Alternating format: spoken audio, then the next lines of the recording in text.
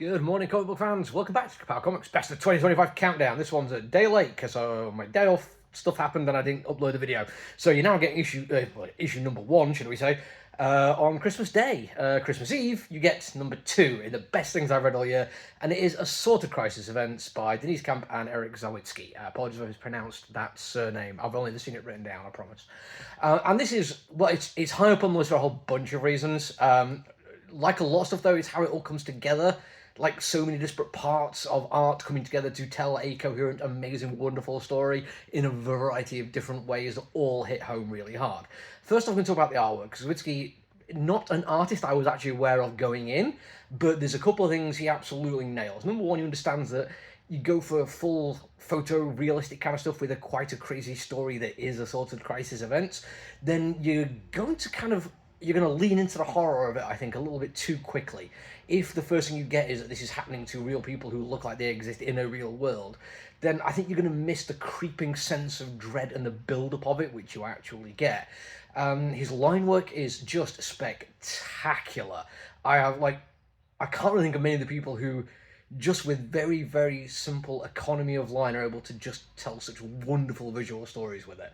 There's also amazing colouring, but it's Geordie Belair, and I've gone on and on about how amazing she is. Like, literally one of the best in the business, and the fact that she's working on this and uses the colouring both in-universe art and also even just backdrops and around the page. I mean, every single grain of colour seems to be used to tell the best story it possibly can.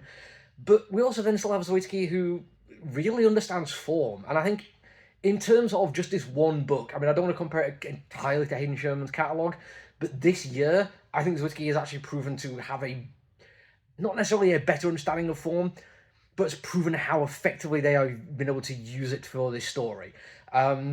Because this is a comic book which takes place with time and space and dimension being thoroughly messed up, we do get a lot of interplay in the way we engage with the story as it's written out and laid out on the page, and how that story is interpreted by the brain.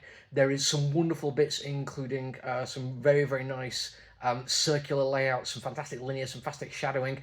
All of it is just absolutely top notch. But if it wasn't for Denise Camp on writing, I still, the guy's a legend. He is, I think, this year, he's got two different books on my best of the year list, and it's very rare that I'll do that. It's not that I go out of my way to be like, well, he can't be so good, or they can't be so good, that they only are allowed one spot on the list. It's just generally, even very prolific writers will just have some stuff which stands out, and stuff which is them just doing their job, and that's fine. I'm never going to complain about that. But this year, we've already had Absolute Martian Manhunter, which again, form of storytelling, brilliantly exemplified in that. This even more so, but in terms of the storytelling, there is just something extra to this. It is a multi-part anthology, all existing in the same world, but different characters every time, and it is a horror story to a certain degree. It is a world falling apart due to assorted crisis events, basically playing with time, dimension, space, as I've mentioned. But the one thing it does, and this leans into how Eric basically does his character design, is you're not supposed to start with just like, oh, well, this is just horrible, this is a horrible thing that's happening, and engage with it in that way. Another thing he's been writing at the moment is the Ultimates. Sorry, I was going to say The Incredibles then, because I watched the movie last night. The Ultimates, where it is a little bit more front and centre of what's going on. It is very much a story of, here's a bunch of terrible things that have analogies in our world. I mean, there's literally a bunch of Nazis supported by government superpowers and the like, and it's absolutely fine to go and kick the ever-loving crap out of them, because that's what you're supposed to do with Nazis.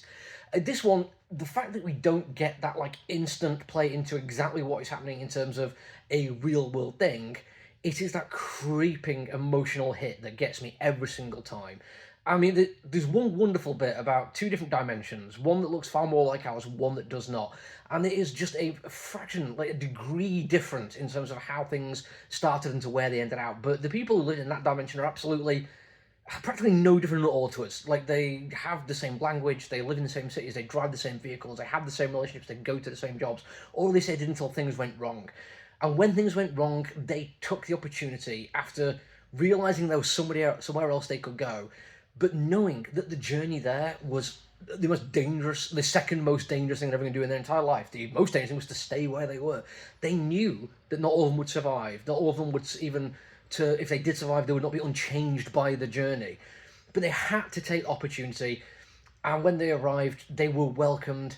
But then people noticed subtle differences. People noticed that things weren't exactly how they expected these strangers visiting from another dimension were. They started letting fear take over a little bit. They believed stories. They started thinking about what to do to protect themselves by couching a language of protecting the visitors. It becomes people being moved to internment camps and horrible things happen to them, and how easy it is for people to fall into that hole and to believe what they're told instead of actually looking at things just through a practical lens. And yeah, at a certain point you realise that this isn't about an alternate dimension, but it's never front street. It is always the end result, which is what hits harder than anything else. I'm not gonna lie, the multiple times during this I was close to tears. I think a couple of times I may have even cried when I started seeing things that resonated with me. And it's very rare that'll happen repeatedly over a series of comic books. The fact that every single issue has the potential to do that just shows the ability of the entire creative team to put a story out there of sci-fi, crisis, time travel events, and make it work for anyone who picks it up and reads it. I absolutely adore it. That's it for me for now, though. #1 tomorrow. Until I see you all again, look after yourself, everyone. Stay safe. Bye.